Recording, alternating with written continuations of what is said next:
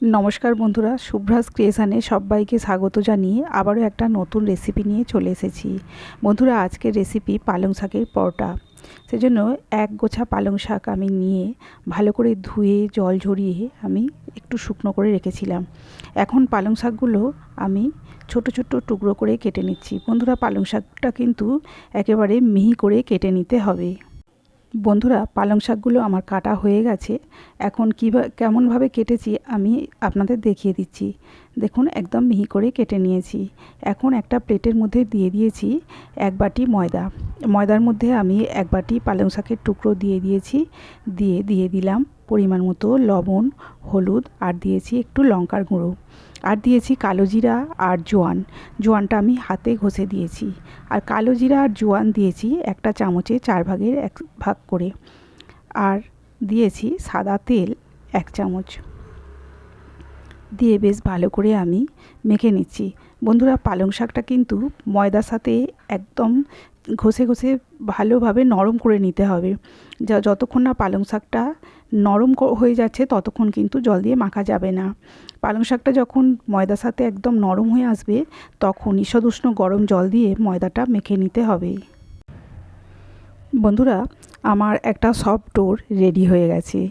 বন্ধুরা দেখুন, এরকম একটা সফট ডো রেডি করে আমি ঢাকা মুড়ে রেখে দিচ্ছি। আমি 20 মিনিট অপেক্ষা করলাম। 20 মিনিট পর ঢাকা খুলে একটু বড় সাইজ করে লেচি কেটে নিয়েছি। লেচিগুলো খুব বেশি বড় বা খুব বেশি ছোট করে নিই। বন্ধুরা, পরোটাগুলো আমি এখন বেলে নিচ্ছি। পরোটাগুলো এমনভাবে বেলতে হবে যেন পরোটাগুলো খুব বেশি মোটা বা পাতলা হয়ে না যায়। বন্ধুরা, পরোটাগুলো আমি ত্রিকোণ শেপে করে নেব। সেজন্য আমি 3টে ভাঁজ দিয়ে নিয়েছি। ভাঁজ দিয়ে আমি পরোটাগুলো বেলে নিচ্ছি। বন্ধুরা, একটা পরোটা আমার তৈরি করা হয়ে গেছে। বন্ধুরা, থিকনেসটা আমি দেখিয়ে দিলাম। বন্ধুরা, আরও একটা পরোটা আমি বেলে দেখিয়ে দিলাম। এবার আমি একটা ফ্রাই প্যান বসিয়ে দিচ্ছি। ওর মধ্যে পরোটাগুলো আমি ভেজে নেব। ফ্রাই প্যানের মধ্যে একটা একটা করে পরোটা দিয়ে দিচ্ছি। পরোটাগুলো প্রথমেই শুকনো অবস্থায় এপিট ওপিট একটু ভেজে নিয়ে তার উপর সাদা তেল অল্প অল্প করে ছড়িয়ে নিয়ে আমি ভেজে নিচ্ছি। বন্ধুরা, আপনারা এইভাবে বানাতে পারেন, অথবা ঘি একটু বেশি পরিমাণে দিয়ে বা সাদা তেল আরও একটু বেশি পরিমাণে দিয়ে ভেজে নিতে পারেন। বন্ধুরা, এইভাবে আমি সমস্ত পরোটাগুলো ভেজে নিচ্ছি। আমি খুব বেশি তেল কিন্তু ইউজ করিনি। এইভাবে সমস্ত পরোটাগুলো আমার ভেজে নেওয়া হয়ে গেছে।